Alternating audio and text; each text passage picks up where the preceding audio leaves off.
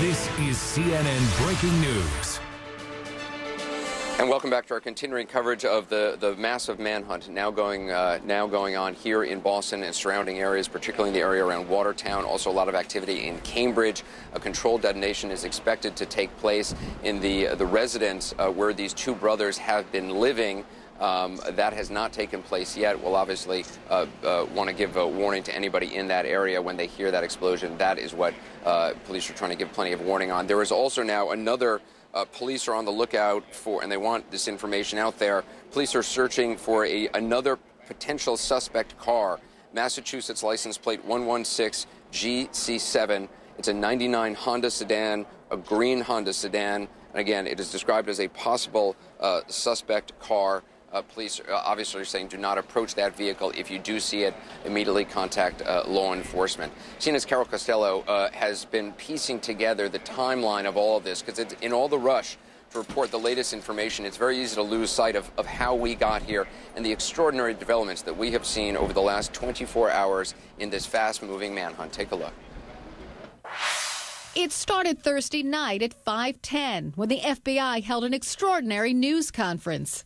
Today, we are enlisting the public's help to identify the two suspects. After a very detailed analysis of photo, video, and other evidence, we are releasing photos of these two suspects. They are identified as Suspect 1 and Suspect 2. They appear to be associated. Suspect 1 is wearing a dark hat. Suspect 2 is wearing a white hat. Suspect 2 set down a backpack at the site of the second explosion just in front of the Forum restaurant. Thousands of tips poured in. Flash forward to 10 p.m. Thursday. A robbery took place. One of them captured on a surveillance camera. Police say it's the suspected marathon bomber in the white hat, Dzhokhar Tsarnaev. 10:20 p.m. Shots are fired at MIT. A campus police officer is found murdered, shot multiple times in his cruiser. It wasn't long after two men carjack a Mercedes SUV. Watertown police spot the car, and all hell breaks loose. During the course of that pursuit, several explosive devices were discharged from the car at the police officers. In the exchange of the gunfire, we believe that one of the suspects was struck and ultimately taken into custody. A second suspect was able to flee from that car, and there is an active search going on at this point in time. A transit officer was shot and wounded in the gunfight, but police did shoot one man. Tamerlan Tsarnaev, identified as suspect number 1. Tsarnaev later dies at a hospital. Strapped to his body, bombs. This was a trauma arrest, multiple injuries, probably, we believe, a combination of blast, potentially gunshot wounds. How many gunshot wounds? Unable to count. Multiple gunshot wounds? Yes. I'm sorry, I didn't hear the rest of that. And probably a blast injury also. Blast meaning what? An explosive device, possibly shrapnel, thermal injury. Can you describe where or what? It was pretty much throughout the trunk. It was multiple wounds. So would it be consistent with perhaps a bomb strapped to him? Would it be consistent with that? Unclear. I think the medical examiner will be able to kind of conclusively say that. Police say Tsarnaev's brother manages to escape. He floors it, running over his brother's body, scattering a line of police to get away. Police believe the younger Tsarnaev is armed and dangerous and may have explosives strapped to his body, too. Police evacuate Watertown and surrounding neighborhoods, warning them in robocalls. Hello, this is Detective Connors with the Watertown Police Department. Soon, the entire city of Boston is on lockdown. Public transit stopped, cabs ordered off the road, a no-fly zone set up over Boston. By late Friday morning, the manhunt continued. Carol Costello, CNN, Atlanta. A manhunt unlike this city, or really any city in the United States, has seen probably in our lifetimes. Chris Lawrence is on the campus of the University of Massachusetts at Dartmouth, where the younger suspect actually attended school. He joins us now by phone. Chris, what are you seeing there?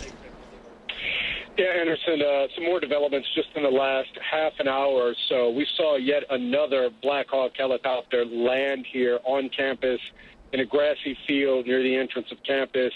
The crew offloaded a state police tactical team, about a 10-man team, fully armed, They got off the helicopter. They were met by an armored vehicle that pulled up.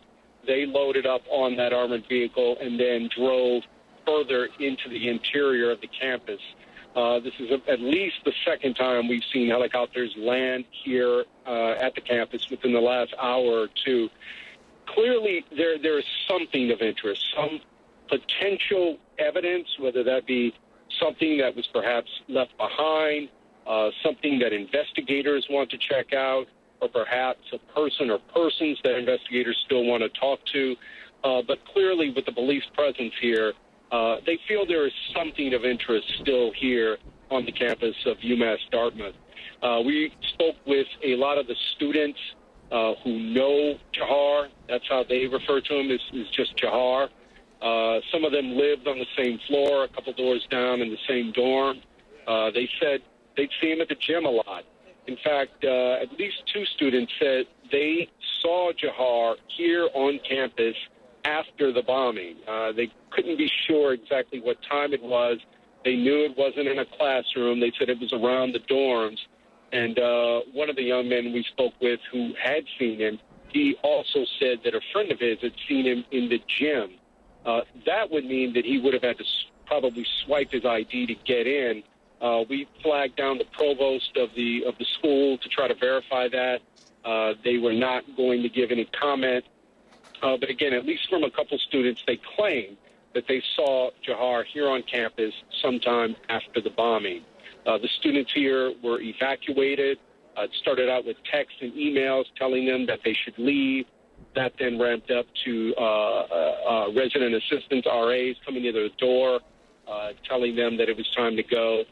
We also spoke with one man who was debriefed by the FBI and the state police for several hours earlier this morning. He says that he was the one who helped Jahar move into his dorm when he first got to college here. When he saw the pictures yesterday on one of our broadcasts, he tweeted and posted some posts saying, I know this person, I know who that is. And he said when he got up this morning, there was a knock on his door, and there were several investigators at his door basically wanting to talk to him to get his insight on Jahar, what he knew, if anything, insight into his person or people that he may have known. Again, this was very early this morning. He said he talked to them for several hours and then was told thank you, and he came back here to campus. So bottom line, Anderson, right now, UMass Dartmouth is a ghost town.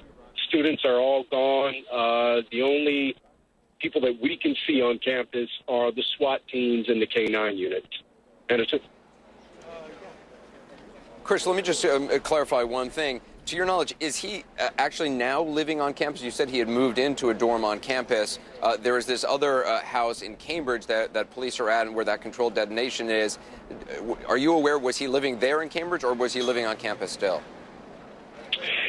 I don't know exactly where he was living as of, this week or the last week or two, but people here say he was still around campus. The young man we spoke with who lives in the same dorm, the sophomore dorm where he had been living, said, yeah, I lived a few doors down from him and would see him occasionally in the hallways and like that. So we haven't had any trouble here finding people on campus who knew him. Many of them didn't know him all that well. They said he was a big fitness nut. Several of the young men we spoke with say where they saw him most was in the gym, working out, lifting weights, and that's where they would have small talk with him. And I can tell you, a lot of folks here, this may not be all that shocking, but they're surprised. I mean, they say he obviously, yeah, came off as a typical college student, and there was nothing to raise any red flags here. All right, Chris Lawrence, I appreciate that reporting. Chris, seeing another Black Hawk helicopter with about 10 tactical individuals in tactical gear landing, taking some equipment out. Again, not clear if there's any specific thing or threat on that campus, but clearly they want to, out of an abundance of caution, police. There are an awful lot. There are thousands of police officers, law enforcement personnel, even National Guard troops here in Boston, in Watertown, all throughout this city, trying to facilitate, trying to help as much as they can. We're going to take another short break. Our coverage continues in just a moment.